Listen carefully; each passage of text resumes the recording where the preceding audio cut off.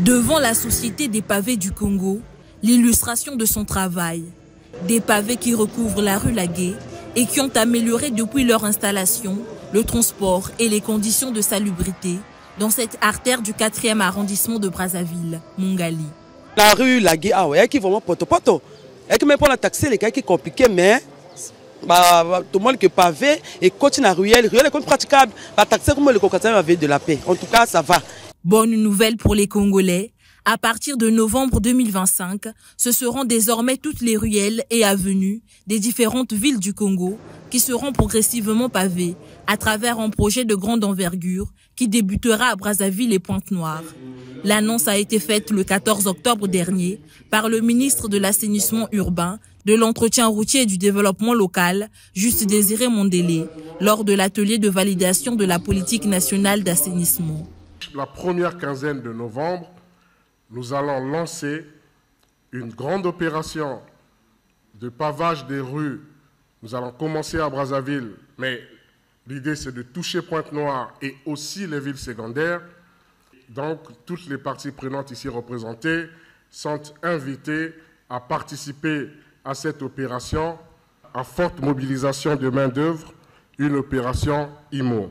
Parce que nous avons besoin d'occuper nos jeunes, nous avons besoin aussi de les former et nous avons besoin aussi des citoyens, des jeunes patriotes, puisque cela participera aussi, va permettre à ces jeunes de participer à améliorer aussi leur cadre de vie. Une information bien accueillie par les Congolais qui attendaient depuis longtemps de voir leurs villes et quartiers respectifs changer de visage. C'est une information dont je suis vraiment ravie parce que du jour au lendemain, on ne s'attendait pas. Et voir cette initiative, en tout cas, ça me remplit de joie énormément. Déjà, si on puisse, tous les quartiers Brazzaville, là, ça soit d'allaiter, vraiment ça va arranger la population. Non seulement pour la beauté des quartiers et pour la sécurité des gens aussi. Ils se projettent déjà sur ce que deviendront certaines ruelles qui se trouvent actuellement dans un piteux état. Et pour ce faire, les plus imaginatifs s'inspirent des quartiers présentement pavés, dont l'accessibilité et le panorama sont devenus plus agréables, à l'image du quartier Mukunzingwaka à Bakongo et Soukissa à Wenze. Selon moi, si on va commencer, le quartier que je peux dire, c'est Wenze. Hein?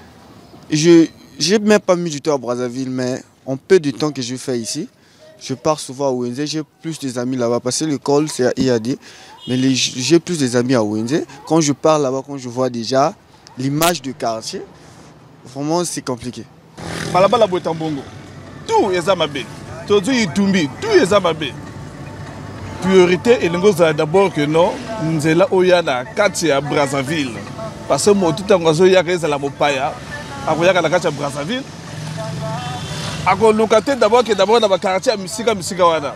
Ako locate d'abord que dans le quartier à Brazzaville, faut vraiment que non, par exemple à Ozomona, nzela mabe, entrer à l'aéroport Tuzokota. Mais nzela maboulou. Pour les automobilistes, pavage des ruelles et avenues rime avec une meilleure praticabilité des voies, comme nous l'explique ce conducteur de taxi qui espère voir disparaître nid de poules et mares d'eau. Ce qui va faciliter tout accès au code de sa voiture dans la ruelle. Imagine-toi par rapport au congélateur, non, mais nous les athées, donc vraiment pour moi, ça c'est une bonne chose. La Société des pavés du Congo, quant à elle, se dit prête à répondre aux besoins et exigences de ce projet. Les ressources matérielles et humaines sont d'ores et déjà disponibles pour la fabrication de pavés de différentes formes et tailles destinés à revêtir les voies de l'ensemble du territoire national.